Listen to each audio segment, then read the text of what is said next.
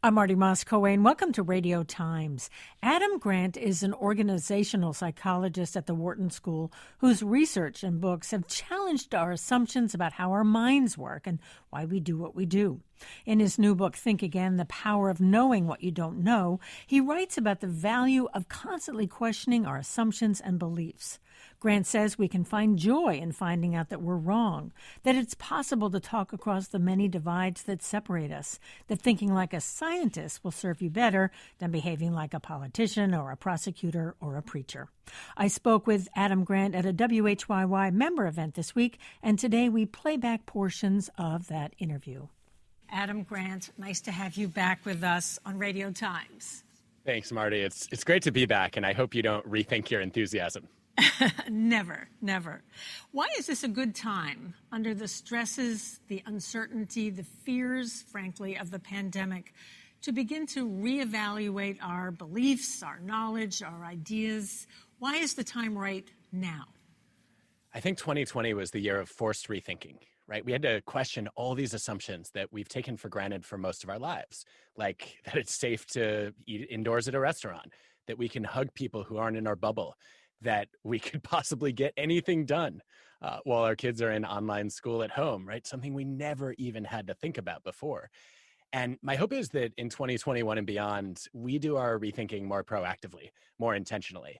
How many people over the past year have said, you know what, this is not the right career path for me, or I'm living in the wrong city and there's actually somewhere else I'd like to be. I think if we don't wait until we have to question ourselves, we can actually do it a little bit more on our own terms without the uncertainty and without the fear. I also wonder, though, with fear and uncertainty, there is the impulse to hold on to those things, even if they don't work for us, but to hold on to them because they feel familiar. You know, it's what we do. How do we challenge that? Well, I think we have to start to prefer the discomfort of doubt over the comfort of conviction. That's hard. And yeah, it is hard. It's really unpleasant for a lot of people, but it's short-term discomfort, right? I think that one definition of discomfort is growth. You're being stretched and you're expanding your comfort zone.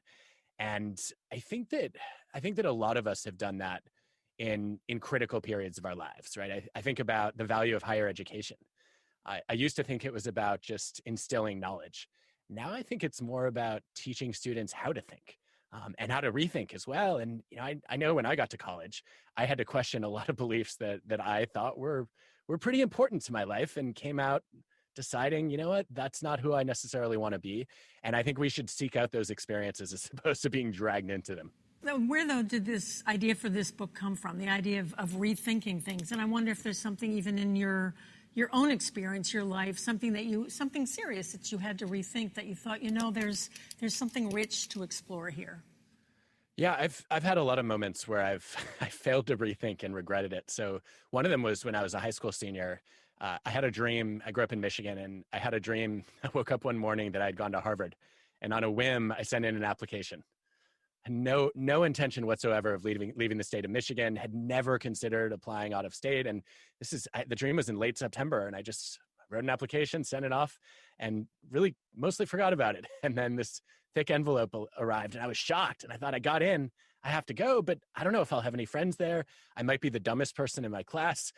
Let me find out what this experience is going to be like. So I went to the state-of-the-art technology at the time, which was America Online. I started searching profiles to see if I could find future classmates. And I found a few, and we created a little email list so that we could get to know each other. We started adding people every week. And by the time we arrived on campus for college, we had connected more than 1/8 of the entering freshman class. 1/8, wow. 1/8, and some people called it Harvard's first online social network.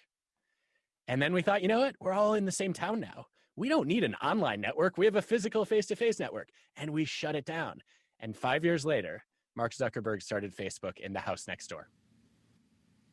Why are we then so wedded to our ideas and beliefs? I mean, why do we cling to them as if our life depends on them? I think some of it is ego and some of it is image. I don't want to look in the mirror and admit that I was wrong, because I have to face the fact that I might be less intelligent than I thought. And I'm especially worried that everyone else is going to think that I'm not that smart. Right? I think we have a bias, especially in Western culture, where when somebody changes their mind, we see them as a flip-flopper, or we see them as wishy-washy, as opposed to saying, hey, you know what? When somebody revises their opinion, they might be learning something. They might be evolving their knowledge or their expertise. And I think that people are afraid of being accused of lacking integrity or having been ignorant. And they don't realize that that saying, I don't know, or I was wrong, actually signals that you have the security, right? The confidence in your own abilities to admit what you don't know. It's interesting to think of that in light of, politics or almost any aspect of the world that we live in. And it's true. If someone very publicly says, a very public figure says very publicly, I was wrong. It's pretty rare, to be honest with you, when that happens. But maybe that's why we don't hear it much, because you have to be so confident. I think so. I think it requires, I don't know if anyone ever completely overcomes insecurity, but it requires at least putting it aside and saying, okay, I'm here to try to show that I'm confident enough in my expertise and my abilities that I can tell you all the things that I don't know. And I'm not going to treat that as, as a chink in my armor or something like that. I wonder if we seem to judge people's integrity by consistency. And I think we should judge it much more by values and principles.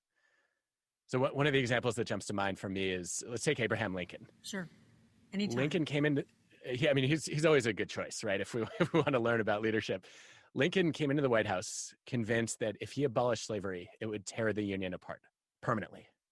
How lucky are we that he changed his mind? He wasn't changing his values, though, right? He was always interested in trying to abandon this horrendous, inhumane practice. But he had to rethink what his policy was and what the right timing was and the right way to implement that. And I think what we can take away from Lincoln is, first of all, if Lincoln were leading today, a lot of people would probably be trashing him for his inconsistency. But what Lincoln teaches us is that you want to be true to your principles, but flexible in your policies, right? You want to have a set of values that are relatively stable and consistent, but be as open-minded as possible when it comes to what's the best way to implement that value or make that a reality. In fact, he brings in, there was a book called Team of Rivals about the critics or the people who opposed him that he brought into his cabinet. And you write about the need that we all have for that outside critic, for that person to challenge what it is that we say we believe. Yeah, I think we all have a support network. We know who to go to when we feel discouraged. We have a group of, people who cheerlead, who encourage us, who reassure us. But I also think we need a challenge network. And that is critical to rethinking. Your challenge network is your group of most thoughtful critics. The people who believe in your potential and care in your success. The people who believe in your potential and care about your success so much that they will tell you the things you don't want to hear, but need to hear. And one of the things I did after writing Think Again was I reached out to a bunch of my most thoughtful critics. And I said, hey, I consider you a founding member of my challenge network. Then I had to explain what a challenge network is. And I said, I know sometimes I haven't taken your feedback well. There are situations where I've been defensive. There are other times when I've just been on a path and it seemed like a distraction and I dismissed it. But I've always valued the fact that you push me to think broader and deeper. And if you ever are worried that you're going to damage the relationship or hurt my feelings, don't. The only way you could hurt my feelings is by not being honest with me. In fact, you say the great presidents, and maybe we could argue who's in that pantheon of greatness, but that great presidents do a version of that they know what they don't know. Yeah, there's a whole line of research on this by Dean Simonton and then a group of political scientists and psychologists who've actually gotten bipartisan panels of experts to independently rate the presidents on greatness. And you get political scientists, you get historians, and after doing those ratings, you then do separate personality ratings of the presidents. And you see that the most reliable predictor of that consensus score for presidential greatness is how mentally flexible a president is. How much they were interested in engaging with new ideas as opposed to just sticking to the tried and true way of doing things. And what's interesting is some of these presidents, like Lincoln, were unpopular in their era because they were pushing people to rethink convictions that they held very strongly. But with the benefit of history and hindsight, we can see that was critical progress for the nation. Let me ask you about something completely unrelated to Abraham Lincoln, the Dunning-Kruger effect that you write about. And this is this idea that incompetent people tend to see themselves as very competent. You also write about the imposter syndrome, which in many ways seems like the reverse of that, where you feel like, I'm a fake, I'm a phony, I'm going to be exposed because people are going to see I don't know what I'm talking about. Help us understand, I guess, the two sides of that issue. Yeah, the original Dunning-Kruger finding is that the people who are least knowledgeable or least skilled are the most overconfident about their knowledge and skills. So the people with the lowest emotional intelligence are the most likely to overestimate their emotional intelligence. And I think part of what's interesting about this is it's not just ego, it's information. If you're not emotionally intelligent, you don't know what emotional intelligence looks and sounds like. And so it's very easy to claim that you have it. It reminds me a little bit of a friend of mine in high school who accused me of not having a sense of humor. And I asked her why, and she said, well, you never laugh at my jokes. I'll leave it to you to judge who lacked a sense of humor. But right. I think the version of this that I see all the time is the armchair quarterback syndrome, where, a football fan is screaming at the coach for calling the wrong plays. And it's usually the fan who knows the least about football who's doing that, because the person who really understands the game knows how complicated it is and knows how much information a coach is working with and how much uncertainty is being handled in that moment. So the opposite of that overconfidence is the imposter syndrome. And if being an armchair quarterback means your confidence is higher than your competence, thinking you're an imposter is the reverse. It's your confidence actually falls below your competence.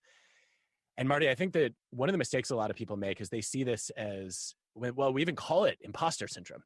It sounds like a chronic, debilitating disease. It sure does. It's a negative, isn't it? Yeah.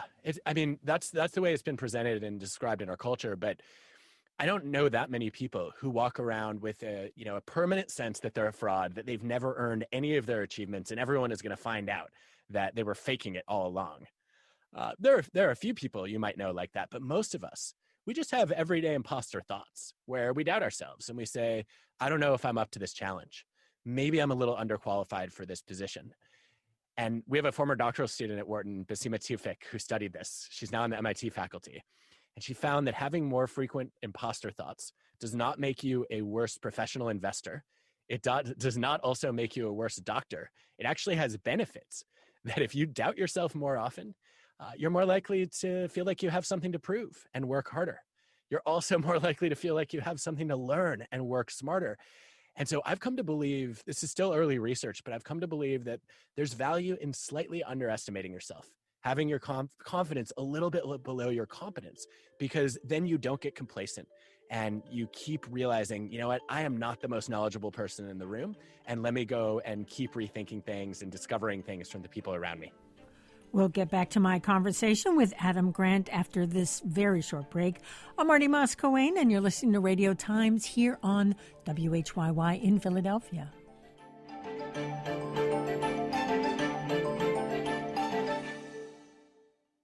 Supporting WHYY Penn Medicine. 15 years ago, Penn Medicine researchers discovered a new way to improve vaccines called modified mRNA. Today, modified mRNA is being used to create the first approved COVID-19 vaccines.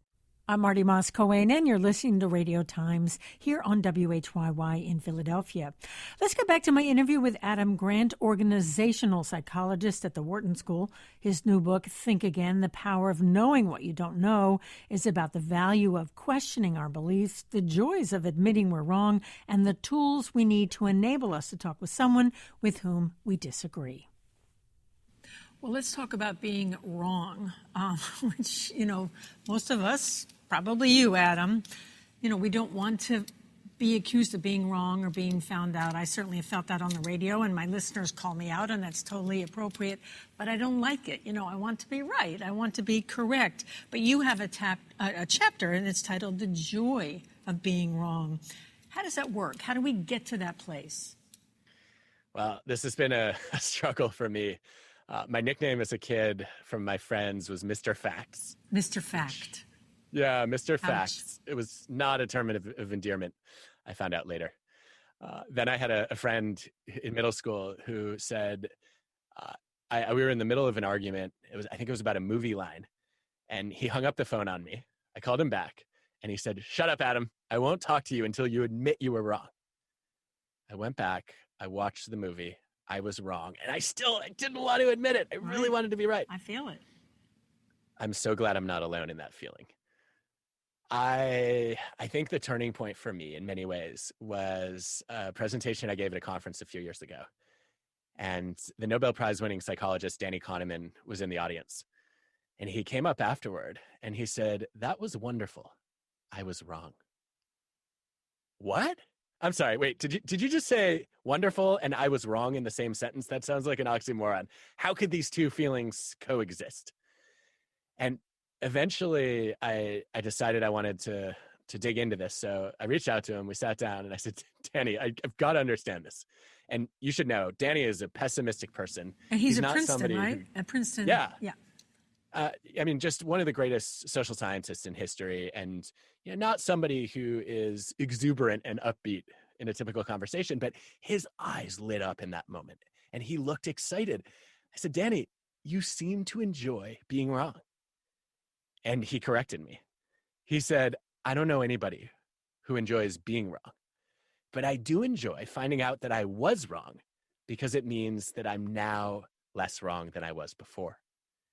And that was a light bulb moment for me. I said, "Oh, Danny, this is my favorite thing about being a psychologist, is discovering that I was wrong. It's the best way for me to know that I've learned something." And Danny said, "It's the only way I ever know that I've learned anything. Because if I was right, I've just affirmed what I already believed. There's no learning there." And I think that's where the joy of being wrong comes from. It's a moment of discovery. It could be a rush. It could be a thrill. And where I've landed is that the faster you are to admit that you're wrong, the faster you can move toward being right. And just a quick follow-up, you write about, and this is the part about the joy of being wrong, which is you need to detach, as you write, detach your present from your past, your opinions from your identity. I mean, pull those things apart. I don't think it's easy. Let's start with opinions and identities. You mentioned earlier that we tend to get stuck thinking too much like preachers, prosecutors, and politicians, right? Preaching, I'm right. Prosecuting, you're wrong. And politicking, we're right. And the other side is wrong. And what I prefer is to think a little bit more like a scientist. And when I think about being a scientist, I'm not suggesting, Marty, that you should go out and invest in a telescope collection or a microscope or even walk around in a lab coat. Although I do think it would be nice if we had more Bill Nyes in the world walking around in white lab coats. But yes. Yeah, that would be fun. It but would. When I say think like a scientist, I just mean that we want to value humility over pride and curiosity over closure. And a good scientist doesn't let their ideas become their identities. So when you have an opinion, you say, "You know what? Just a hunch, just a hypothesis. I've got to go and test it. And that means I need to search actively for reasons why I might be wrong, not just why I must be right. I need to listen to opinions that make me think hard, not just the ones that make me feel good. And I need to surround myself with those people who challenge my thought process, not just the ones who validate my conclusions." And I think it's easier said than done, but just distancing a little bit and saying, "All right, this is something I think. It's not who I am, and I don't have to believe everything I think," is a decent starting point. Well, speaking of right and wrong, as we all know, we live in a deeply divided country where, we're divided over politics and religion and race and culture. I mean, it's a long, long list. And in many ways, we see the other as not just the other, but as someone alien or dangerous, our enemy. How do we engage with someone that we disagree with what feels like on almost all levels? Is that possible? I don't think it's impossible. And frankly, I don't know what the alternative is, Marty, because if we're going to decide that we just don't engage with people who don't think like us, we're choosing not only to stay polarized, but to live inside an echo chamber or a filter bubble. And if we want other people to escape theirs, we have to venture outside of our own too. I think one of the most powerful things that I've learned is when we talk about charged issues, we tend to oversimplify them. In psychology, it's called binary bias. And it's the tendency to take a whole messy, complex spectrum of attitudes and kind of simplify it by forcing it into two extremes or two categories. And we see this on all our divided issues right now. I think the problem is that when, then we say, all right, you've got to see the other side has the exact opposite views to yours. And it's so extreme that you can't even begin to engage with it. So whenever somebody says this is us versus them, or they show me one side and then they show the other side, my first question is, well, what's the third angle?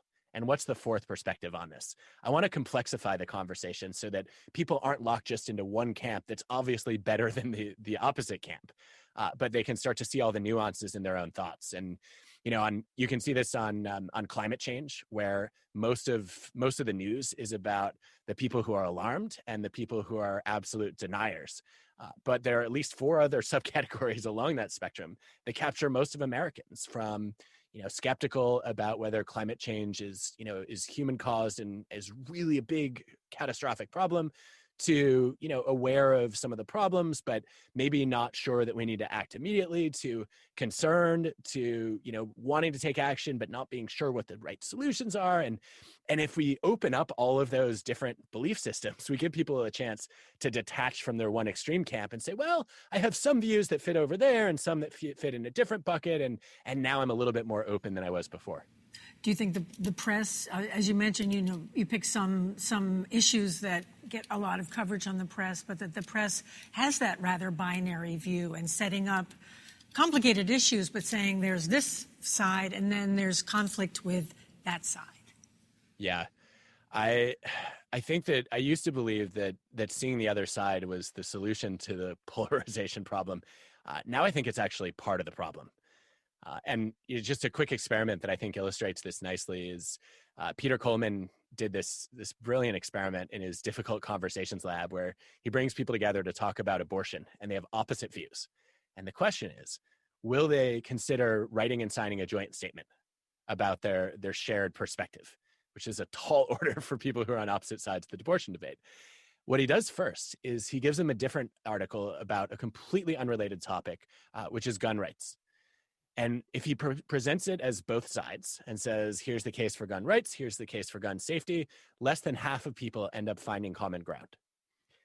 If he takes that same information about the gun issue, and instead of saying, here's one side, here's the other side, says, here are the same facts, but he frames them as, hey, there are many different perspectives. This is a complex issue. And, some people are in favor both of a Second Amendment and of, stopping school shootings. Then 100% of people write a joint statement and find common ground. And that's a great example of complexifying, to say, if you can see the problem not as two sides of a coin, but through many lenses of a prism, then people become a little bit more mentally flexible. I'm going to read a question from Paul, but just also a reminder that for those of you listening to us, and I'm glad you're here, we also want your questions and your comments, and we're covering a lot of territory, but we want you to be part of the conversation. Paul asks, Adam, you write that you've been rethinking, quote, strong opinions loosely held, and maybe I haven't made it far enough in the book yet, but what's the alternative, given this approach was previously recommended, not to mention a way I was raised? This idea of strong opinions loosely held, what does that mean? Yeah, so the idea is, and it's extremely popular in Silicon Valley, among other places, is you argue passionately for your views, and you argue like you're right, but then you listen like you're wrong. The problem with that view is, and that approach is, that when you argue strongly, people tend to assume you hold your views strongly. And sometimes they feel prosecuted, and they either attack back or they go into defense mode. And you both sound really stubborn, and there's not a lot of rethinking that goes on. I think a good alternative to strong opinions weakly held is strong values, weak opinions. I want to be clear about my principles. This is like the Lincoln example we were talking about earlier. And I want to learn from you whether my opinions about how to live by those principles are right or wrong. They might be incomplete. They might be inconsistent. There are always new things I'm learning about what opinions I want to hold. And now what I'll do when I come into a disagreement or a debate with someone is I'll start by saying, hey, I have a bad habit. Sometimes I go into prosecutor mode, and I've actually been called a logic bully. I bombard the other person with reasons and facts, and I don't want to be that person anymore. I want to have a thoughtful discussion where, hopefully I have something to share that you hadn't heard before, but I also get to learn something from you. So if you catch me going into logic bully mode or prosecuting you, please let me know. And I've actually had people call me out when I do that. I just had a colleague the other day say, "Hey, Adam, you're lawyering again. Uh-huh. You might want to stop it and practice what you teach," which is a great chance for me to course correct. But also, I've noticed that when I do that little preamble, the other person will often say, "I am the most stubborn person on earth and I'm trying to overcome that. So if you could help me, we could probably both have a better discussion." And then we've both committed right at the start to being a little bit curious and a little bit more humble. As you say, a argument or conflict is when it, I guess, works better, is more like a dance than it is warfare. So it looks more like the two people are in concert together. It does. This is a metaphor that psychologists have used for years, and I've really failed at it over and over again. Is I've come into disagreements armed for battle. I want to have airtight logic and rigorous data, and it's kind of my job as a social scientist, right? If somebody has an opinion that I have strong evidence that it's false, I've felt for a long time that it was sort of my moral responsibility to correct them. And the problem is that I'm telling them what to think as opposed to helping them rethink because they believe that it's worth doing. And yeah, I can't dance, but if I could, I would know that in a dance, you cannot lead every step of the way and just assume your partner is going to follow you. What you have to do is look for ways to get in sync. And that's what I think you do in a good disagreement. Well, let's talk a little bit about motivational interviewing. And actually, Adam, you have a little script in your book, which we'll read together. This will illustrate what motivational interviewing is all about. I'm going to play me, which I guess is you, and you're going to play an uncle. Do you want to set this up for us? Yeah. So I love this idea of motivational interviewing. And whenever I talk about it, people they're like, show me. I want to see how it works. And so finally I thought, all right, I'm going to write out a fun version of this. Imagine that you're a student at Hogwarts and you're worried that your uncle might be following Voldemort. And this is what you would do if, Marty, you're the motivational interviewer. I guess I'm stuck being the uncle here. Is that right? Yes. Okay, yes. I'm ready. I'm on page, is it 146? It's 146, 147. Okay. I'm ready. I'd love to, let me start again. I'd love to better understand your feelings about he who must not be named. Well, Marty, I guess I'd say he's the most powerful wizard alive. And also, his followers promised me a fancy title. Interesting. Is there anything you dislike about him? Well, not crazy about all the murdering. Well, nobody's perfect. Yeah, but killing it's pretty bad. Sounds like you have some reservations about Voldemort. What's stopping you from abandoning him? Honestly, I'm afraid he might direct the murdering toward me. That is a reasonable fear. I have felt that too. Now, I'm curious, are there any principles that matter so deeply to you that you'd be willing to take that risk? So that is motivational interviewing. Take that apart for us, Adam. What did we just do? Well, what I heard you do is a couple things. Number one, you are not trying to advance an agenda here. What you're coming in with is humility and curiosity. You're obviously concerned about my allegiance to Voldemort, yeah. But you don't know exactly what my stance is and what I think, and you're really curious to find out. And so you're trying to instead of bullying me into changing my mind, you're trying to uncover my own motivations for changing my mind. You have looked at people that are skilled negotiators and people who are less skilled, and you saw some interesting differences between the two. I think it's a little bit related to what we were just talking about how to talk to people, frankly. Help us understand that. Yeah, so whether we're talking about a skilled negotiator or, motivational interviewing comes out of counseling psychology, but is now used in all kinds of professions. I think the idea is that you are coming in a little bit more like a scientist. When somebody has a different set of views, this is kind of an alien species. How interesting that somebody sees the world that way. I must know more. And then, I'd love to find out, what are your reasons for staying the course? What are the possible reasons you consider for changing? When you look at expert negotiators, one of the things they do differently from their peers is they spend a lot more time anticipating areas of agreement, looking for common ground, which is kind of neat. That's surprising, but interesting. Yeah, it's surprising to a lot of people who see negotiation as a win-lose activity, kind of like a debate. But what the experts realize is that, first of all, if you are going to disagree with someone, you want to start by agreeing with them, because then you establish yourself as a reasonable person. If we have common interests and common values, then, I think I could probably get on the same page with you a little bit more. And I don't think you're being a jerk or you're being selfish when you make a proposal that's not good for me. They also know that most of the world is not a fixed pie, and it might be possible to find ways to help you and help me at the same time. Or there might be something you value a lot that I value a little. And then it's an efficient trade for something that matches on the flip side. The other thing of many things, another thing that expert negotiators do that I think applies to this kind of motivational interview is they avoid these defend attack spirals. Defend attack. Yeah. So I won't come in and immediately attack your views or tell you that mine are better. Right. I'll put out a proposal and then I'll say, I'd love to hear what you see as the pros and cons of this proposal. And what I'm doing there is I'm trying to highlight your own ambivalence. Normally, if I put out a proposal and it's not exactly what you want, you would say no. But by asking you, well, what do you like and dislike here? I'm trying to help you recognize and say out loud, well, there are some aspects of this that I would consider. And that's the same thing that we did in the uncle conversation about Voldemort, right?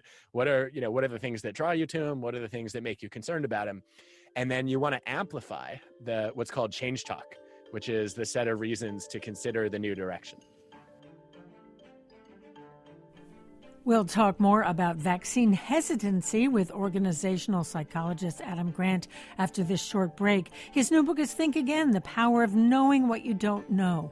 You're listening to Radio Times here on WHYY.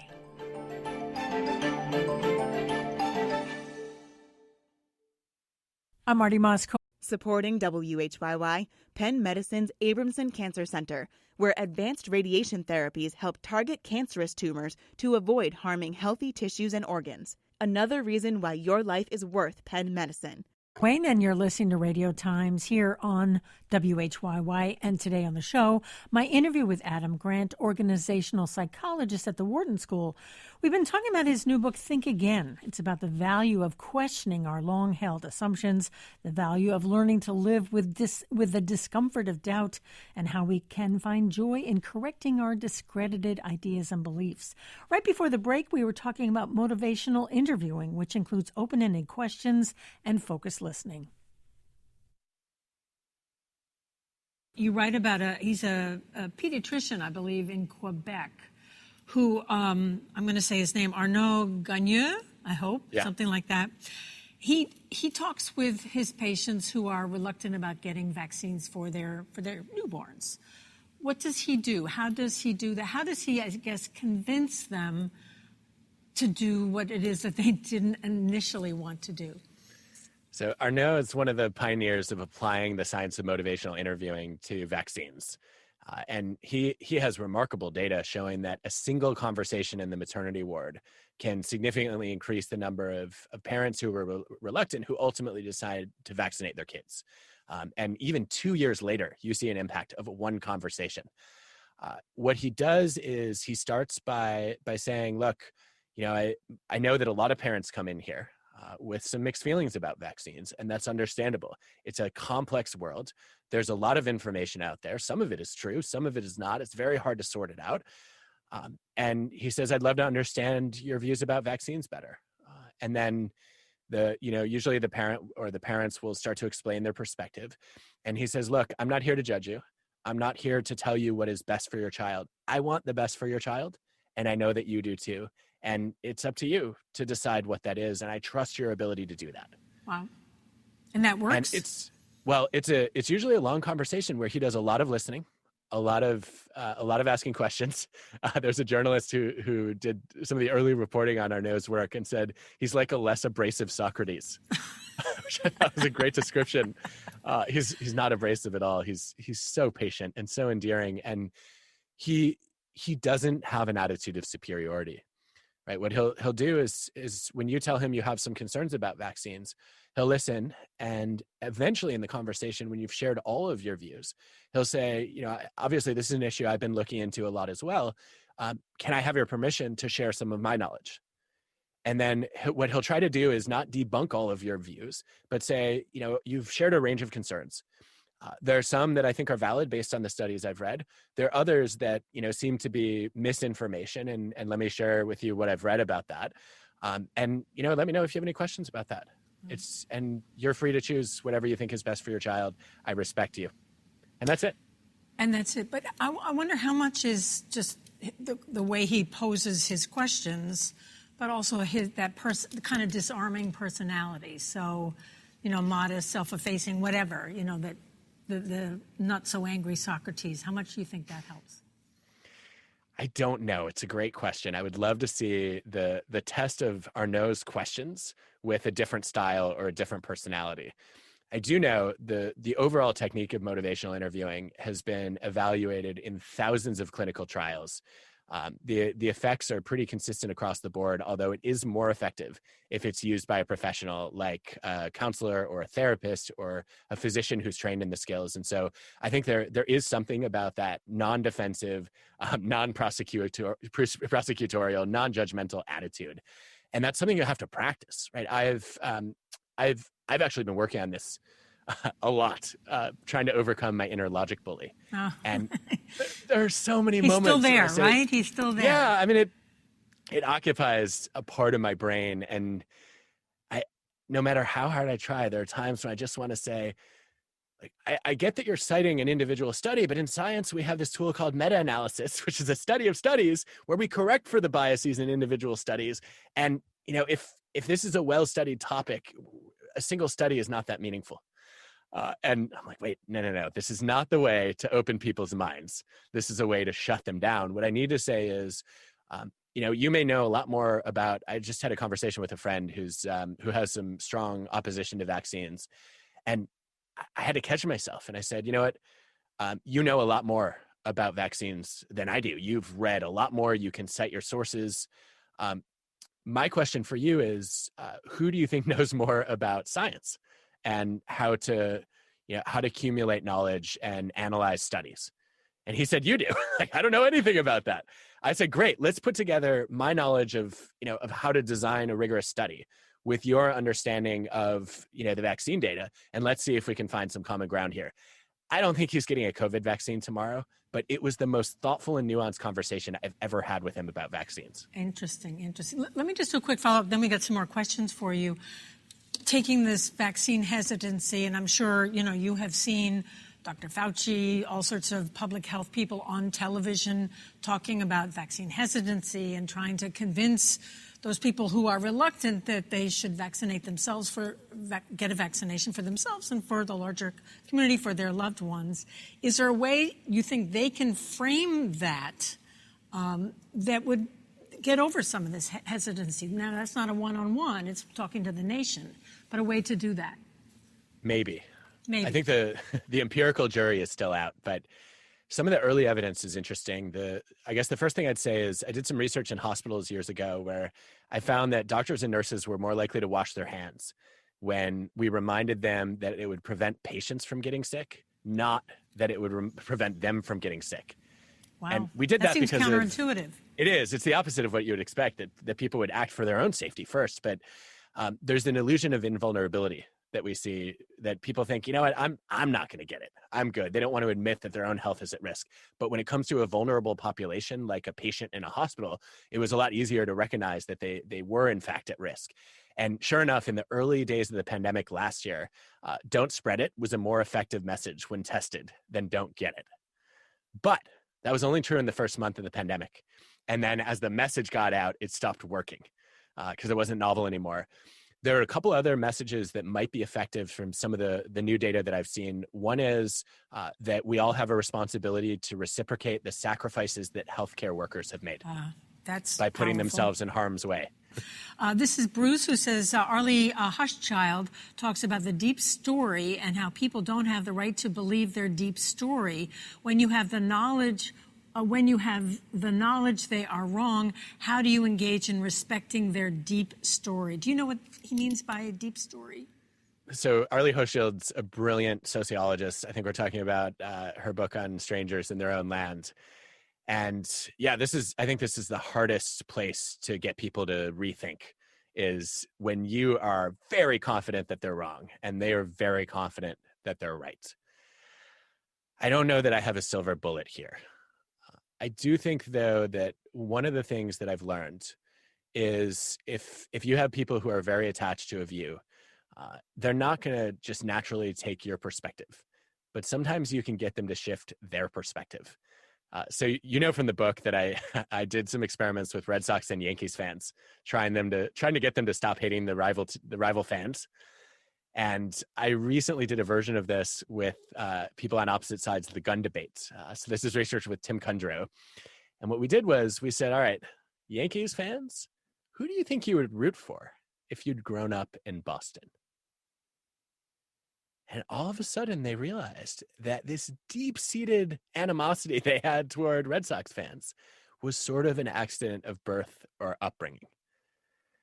And then when they realized that if they had been born in a different city, they could hold different allegiances, they stopped defining people in terms of the team they rooted for, and they actually showed less hostility toward them.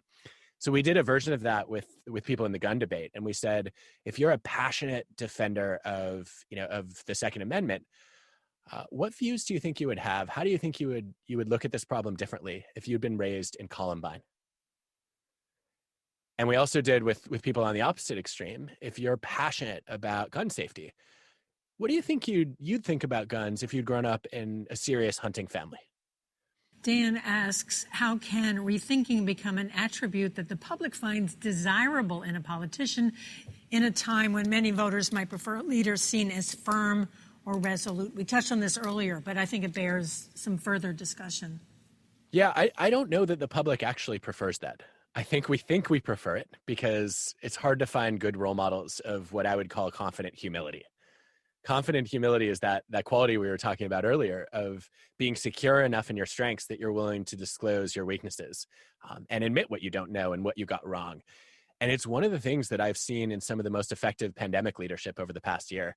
I think Jacinda Ardern is a wonderful example of this in New Zealand. I think if you look at her early speeches, they went into lockdown very quickly. They've obviously been effective in containing COVID in ways that a lot of countries weren't. And one of the things I hear over and over again in those early messages from her is, we don't know, we don't understand yet how severe COVID is, how it spreads, what it's going to take to prevent it and to stop it. And because of that, we're going to play it safe and not take any risks here. And we're going to learn new things every day. I might find out that some of our assumptions were wrong, and then we're going to change our plan. And I think one of the things that I would love to see more leaders do, especially in politics, is to identify upfront what conditions would change their mind. So right now, a lot of people on the right are critical of the CDC for reversing their view on masks. Exactly. Right. I was thinking of that. Yep. I mean, it's such a frustrating example for me because the CDC completely missed the opportunity to announce their initial guidance and say, based on the current data, it seems that masks are not necessary, but there is a lot we don't know. And if the following 3 things were to happen, we're going to shift that view. And that way they don't sound like hypocrites. They're actually teaching you how science works. Here's something Lauren writes. She says, as an evangelical who voted for Biden, other evangelicals automatically assume I support X, Y, and Z liberal stances. They can't accept that I've applied a lot of scriptural principles to actions and words of the past president that led me to not support him. Any advice for engaging with my friends? This is always dangerous to give advice to strangers.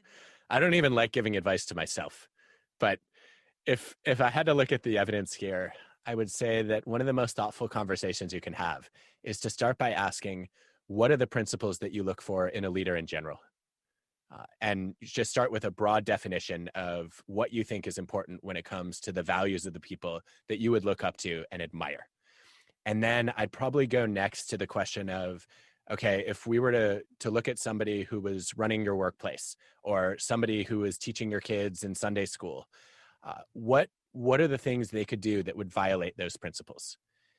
And what I'm trying to help people realize themselves when I ask those questions is that loyalty to principles matters more than loyalty to people, right? That they would say, in order to be true to my values, I actually have to abandon my attachment to a leader in certain circumstances. And we all have deal breakers.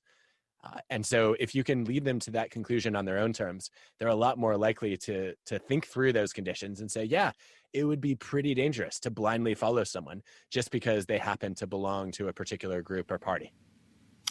Phil asks, are you a student of Stoicism? He says your comment about walking from Marcus Aurelius to Socrates to Donald Rumsfeld. Let me just quote something. And I have to say, when I saw the title of your book, I was thinking of what Rumsfeld said, Secretary of Defense, a number of years during the Iraq War. And the full quote is, this is him, it was a very controversial and kind of mind-boggling thing that he said. I'll quote This is the unknowns quote? Yeah, let me just do it. Reports that say that something hasn't happened are always interesting to me because, as we know, there are known knowns. There are things we know, but there are also unknown unknowns, the ones we don't know.